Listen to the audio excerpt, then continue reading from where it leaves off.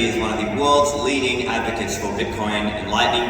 We are very fortunate to have him join us here at BTC Prague. So I'm really looking forward to hearing what Michael has to say. He's going to be talking about the future of Bitcoin. So everybody, please put your hands together and welcome Michael Saylor.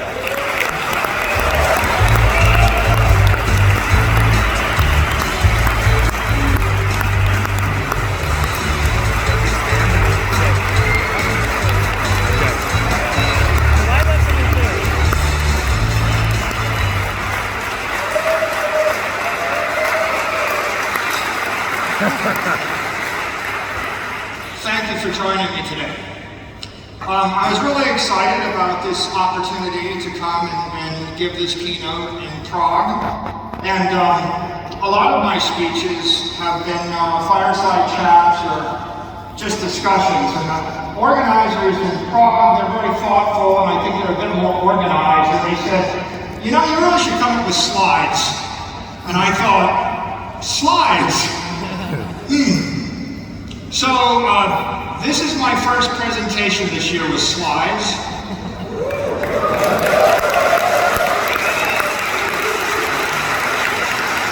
I'm hoping by the time I finish, you'll conclude there is no second best set of slides. And without further ado, I'd like to talk about the future of Bitcoin. So, let's start with an observation. There is an endless economic war raging worldwide. It has been raging since the beginning of time. It is going on right now. That war is over the redistribution of economic energy, and we call that wealth. But it is all of the money and the power in the world right now.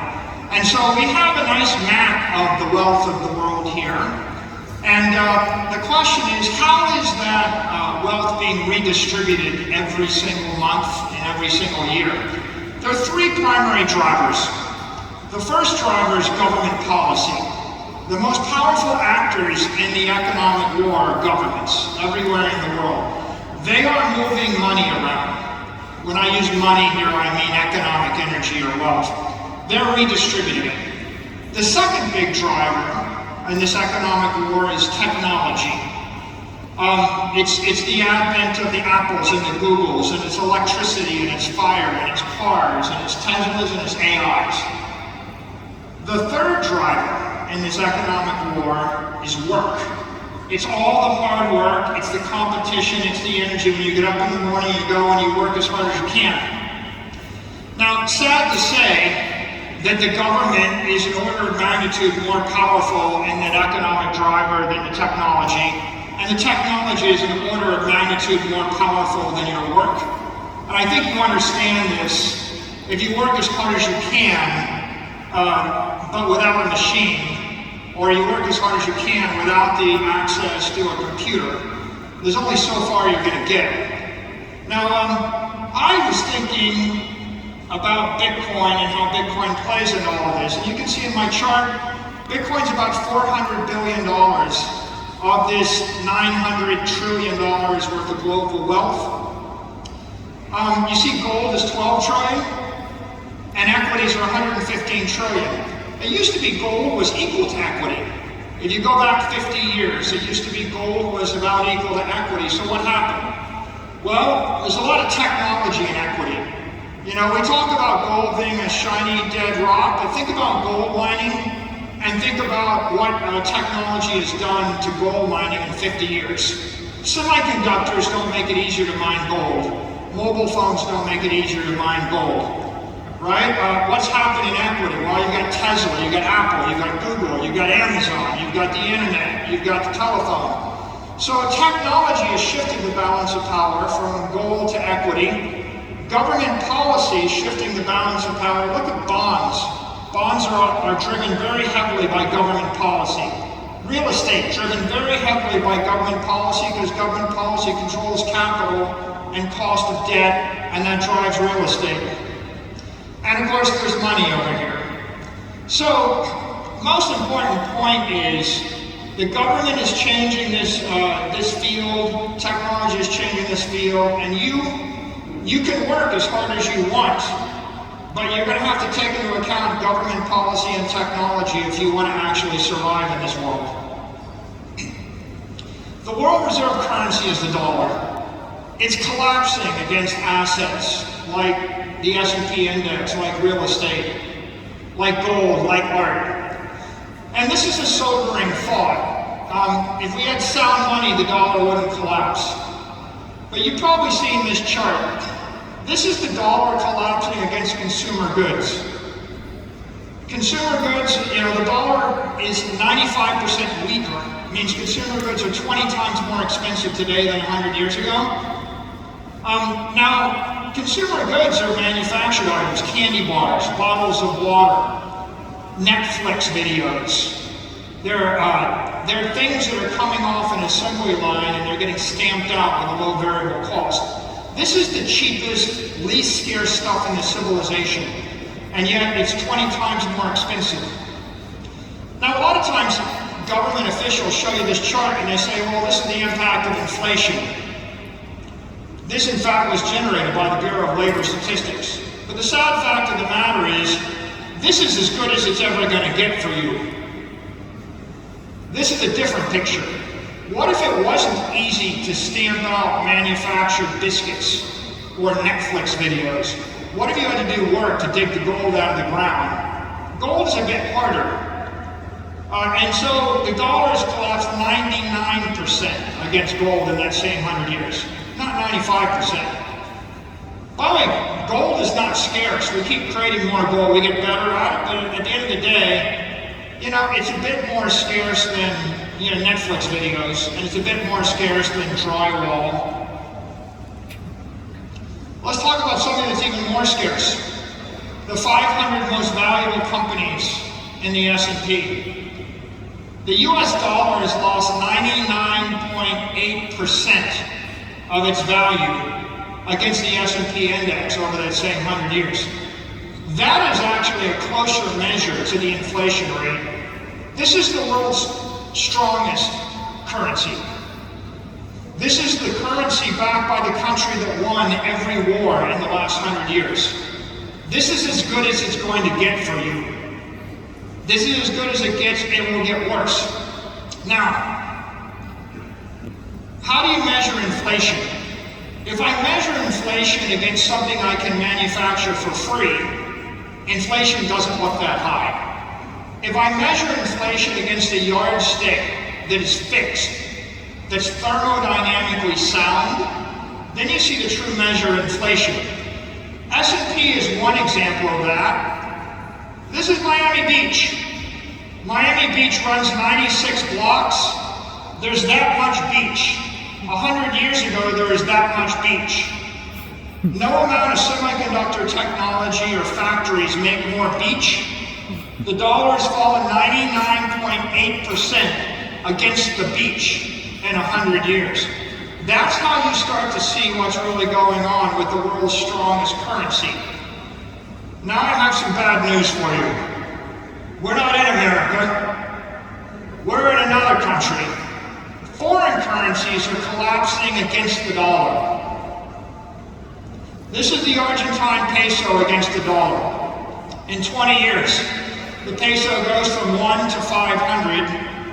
The peso's lost 99.8% of its value against the dollar at the same time that the dollar's lost 75% of its value against the S&P index.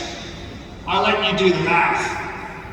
If you run a company in Argentina and you're going to work hard, you're going to have to grow your revenues from 1 million pesos to 500 million pesos over 20 years to stand still. And that's why I say no amount of hard work is going to solve the problem of being on the wrong side of an economic war. There's only one strategy here. You have to get out of that peso. You have to exit. This is the lira. This is before this week. It lost 95% of its value. Now the number's about 97% of its value against the dollar. This is the rupee. It's lost 90% of its value against the dollar.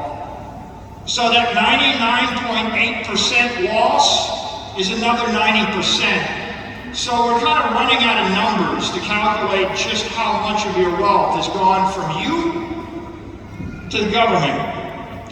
When the government actually collapses the currency 99.9%, what it means is over 100 years, they in essence take all of your wealth and they redistribute it to their cronies, to whoever they want. And that's the rate at which it's going. This is Pakistan, 82% against the dollar. This is the Brazilian real, 65% against the dollar. Conclusion, if you want to preserve your wealth, you have to convert that currency into an asset that's scarce, desirable, portable, durable, and maintainable. Right? There are certain things that are scarce and desirable, but they don't move, like beachfront property. And by the way, maintainable, if you own $1 million of property in Miami, you have to pay $20,000 a year, every year, to maintain it, and it gets assessed up. So you have to have $1 million to cover the taxes on $1 million of property in Miami Beach over about 20 years. You can't maintain it. So you're going to be a smart investor. Here's smart investors, people bragging about making money in the stock market. The S&P index is going up 7 to 8% a year. And so you must be really smart. You invested in companies that are making good decisions. Look at the money supply. The money supply is going up at the same rate as the S&P index. And so what you begin to realize is most investment gains aren't really gains at all. All you're doing is simply tracking the monetary inflation rate if you're lucky. Now let's talk about all the assets. Okay, this is a 30-year or 20-year return on asset classes compiled by JP Morgan. On the far right, you see commodities. They're awful. Commodities are silver, gold, natural gas, especially oil, soybeans, lumber, pork bellies. Why are commodities awful? Because humans are really good at creating more of them, and they will drive the price down using technology, ingenuity, and capital. Commodities lose you money. Cash, also pretty awful.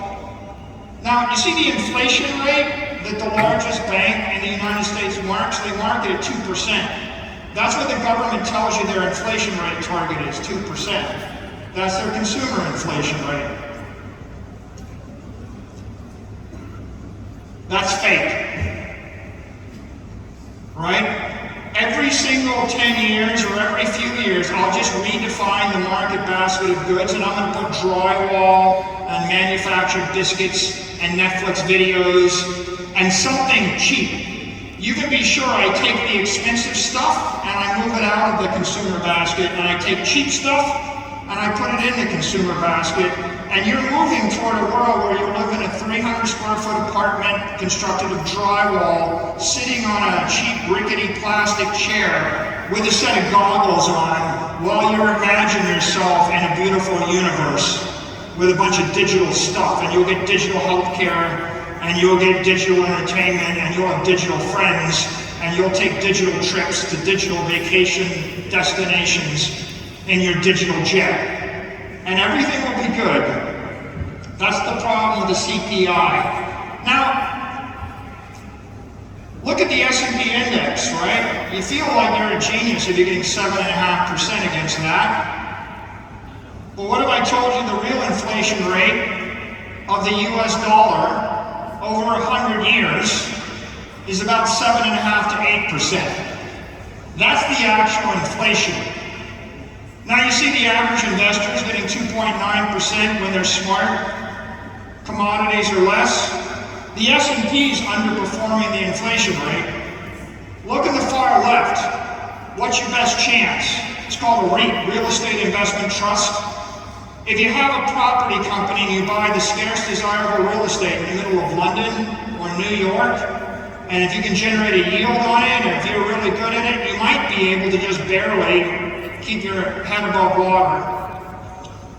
But you know, none of these look all that compelling, right? I mean, investment consists of either losing your money fast or losing your money slow, or after 100 years of brilliance, assuming that the government doesn't fail and you don't have your assets seized. And I didn't include taxes. As long as you don't die, you don't have any capital gains, and you don't have any inheritance tax, you might barely just keep what you had 100 years ago in this world.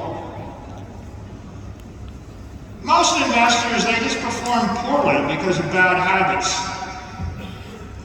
What kind of bad habits? This is a 30-year chart of returns on the S&P index. And this chart tells you that if you missed one day, there's one day every year when 85%, 90% of all of the gains come. One day. And there are 36 hours a year when all investment return takes place. So in 365 days, nothing happens 99.5% of the time. This is why we have the laser eyes. This is why we say HODL. Because, and I have said before, trading Bitcoin is a sign of lesser intellect.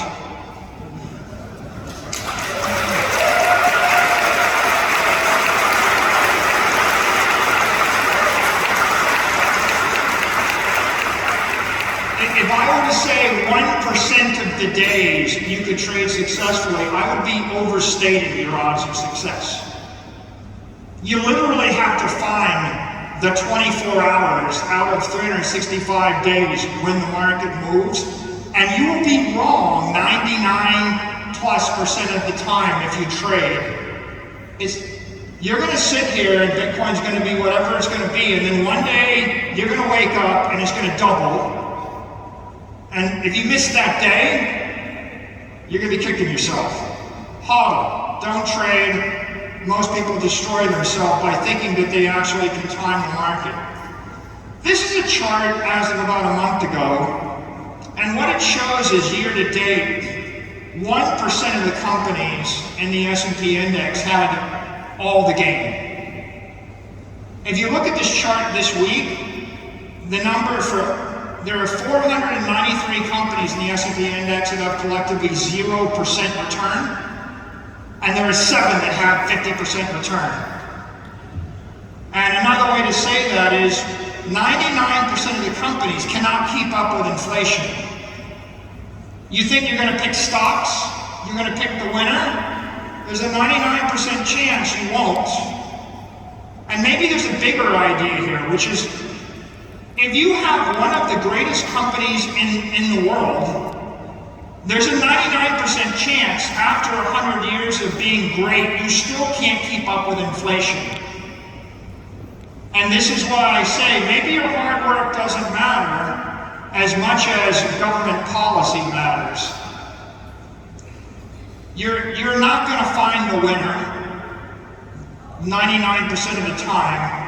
And you remember I've said before, diversification, it's selling the winner to buy the loser.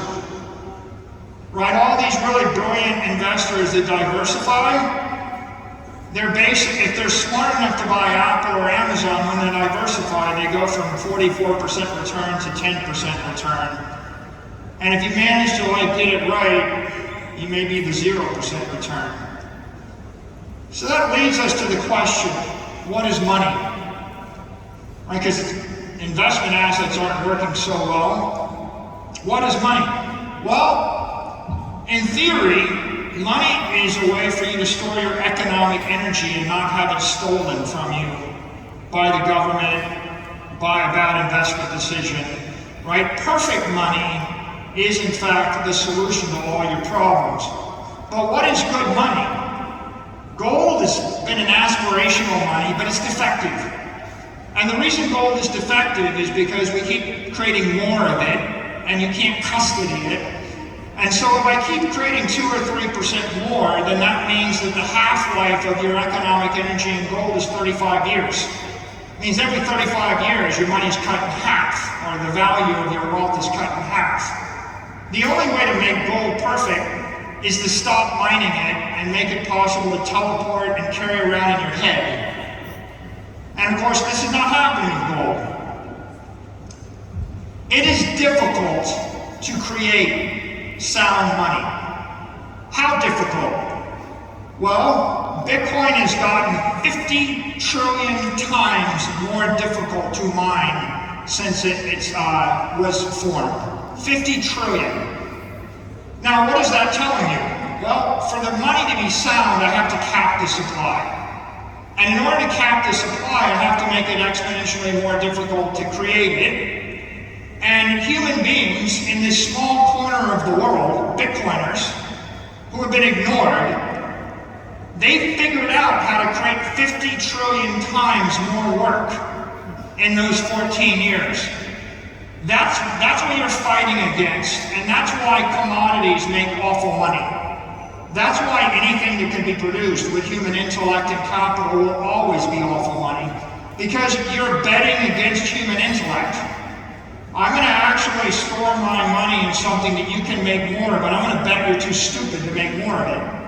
Okay, that's an awful bet. Somebody somewhere with less money than you has a lot of time on their hand to figure out how to get your money. That's why you need something like the difficulty adjustment, and that's why it's so difficult to create sound money. Bitcoin is sound money. Now, people around the world use all sorts of assets in order to store their economic energy. All these monetary assets have a different natural frequency. For example, oil gets produced with a stock-to-flow ratio which is extremely low. The Argentine peso is doubling in supply every 1-2 years. Silver is growing at a fairly rapid rate. When the dollar inflates at 7% a year, that means that over the course of 10 years, you double the supply of the dollars. So therefore, the half-life of money in a dollar is 10 years. As the stock-to-flow ratio goes up, the half-life of the money goes up. The natural frequency slows down. Gold has a half-life of 35 years. Obviously, gold is a better money than the peso. It's a better money than soybeans. But now you see, the real key is, what is the natural frequency of the asset? And what's brilliant about Bitcoin is it started with a higher frequency, but that natural frequency is going to infinity. It's becoming a very low frequency money. Next year, after the halving, stock to flow is 120. The half-life of your economic energy in the money of Bitcoin goes to 100 years. In the year 2036, the half-life of your economic energy in Bitcoin becomes 1,000 years. In 2048, the half-life of your economic energy in Bitcoin is 10,000 years. Now, politicians want to tell you that this is impossible. Commodities and nature tells you this is impossible. But look at my chart here. In your lifetime, there is one asset that has a long enough frequency that you can actually expect to keep your money forever. This is economic immortality. When flow goes to zero, stock to flow goes to infinity, the money lasts forever. If the money lasts forever, you have hope. What is money? Perfect money is a way to escape the misery of the economic war that is depriving you, your family, and your company of 99.9% of everything you have with absolute certainty.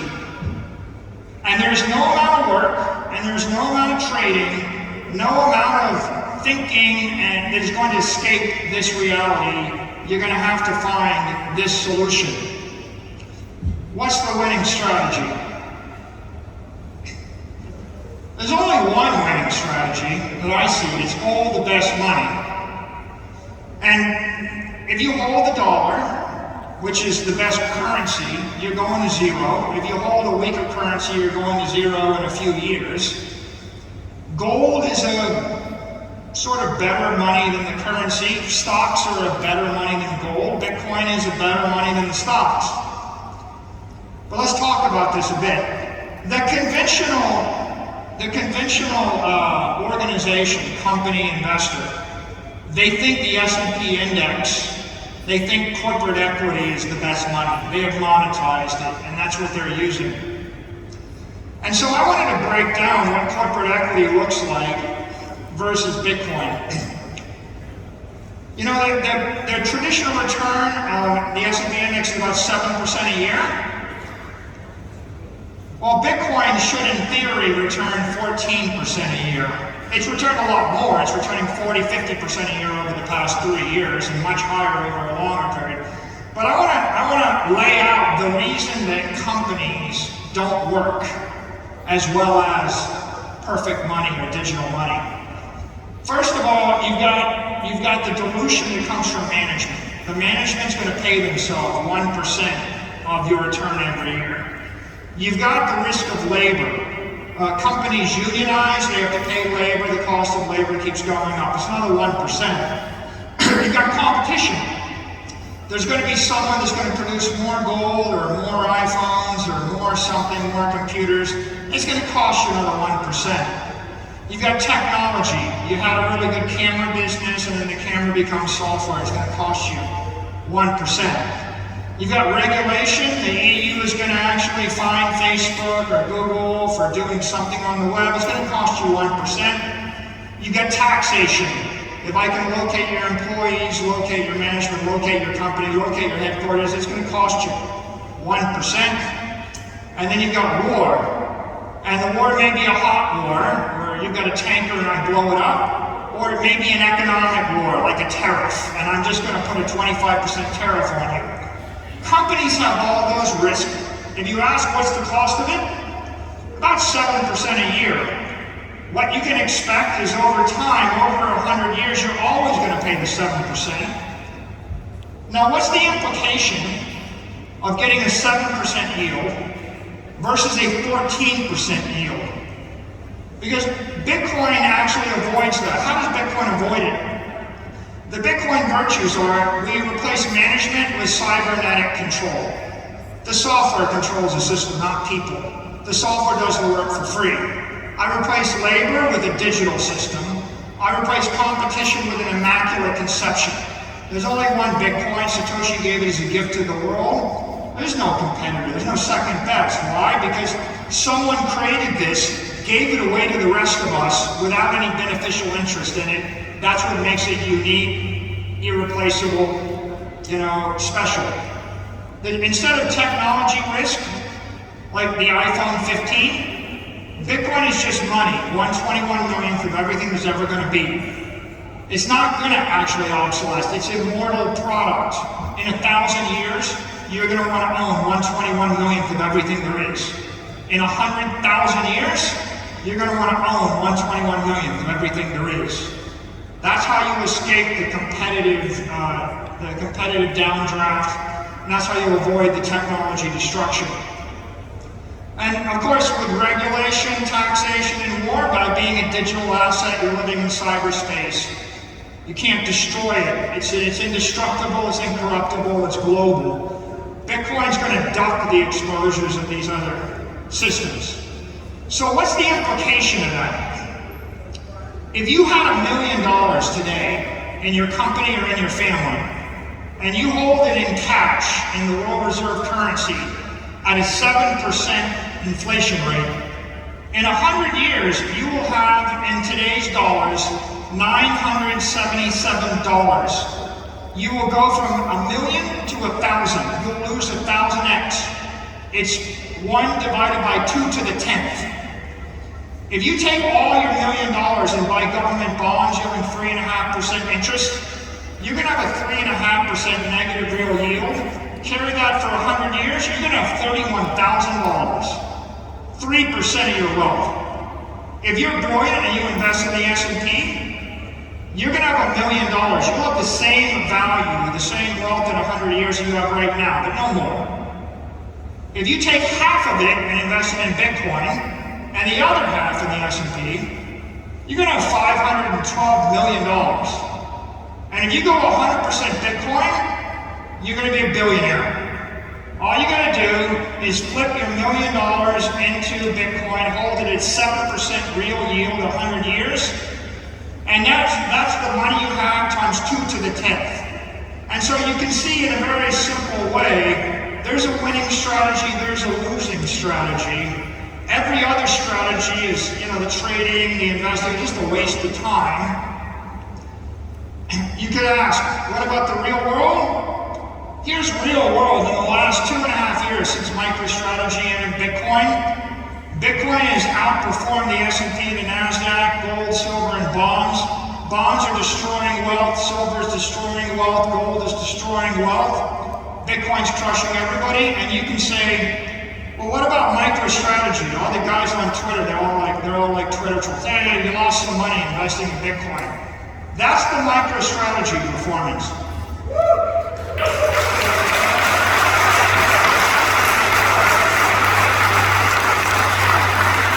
That is your company on a Bitcoin standard. That is your family on a Bitcoin standard. See, you keep dollar cost averaging or Bitcoin cost averaging. And at the end of the day, it doesn't matter what price you buy. What matters is you keep buying and you don't sell. And you don't invest in the bonds, the silver, the gold, and the rest. The future? The world's in an economic war, but the world is beginning to realize Bitcoin is the superior asset. And as they realize that, Bitcoin is going to demonetize all these other assets over time. It's going to first demonetize gold, because gold doesn't make any sense, and then it's going to demonetize the other store of value assets, the real estate, the S&P index, the bonds. And so you're going to get a 30x bump as we demonetize gold, but there's no reason why you can't have a 500x increase in today's dollars by demonetizing these other things. And I'll end with this thought. We have laser eyes, because laser eyes say focus on what you can change, save what you can save. In this particular case, you can make Bitcoin a success. You can tell the world about Bitcoin. No country can stop inflation. Nobody can stop inflation. I can put you in charge of the world. You cannot stop inflation. 99% of the companies, they cannot outrun inflation. 99% of the workers, they cannot outrun inflation. 1% may beat the market by skill and luck. Don't assume you'll be the 1%. Everybody can buy Bitcoin. So, buy Bitcoin.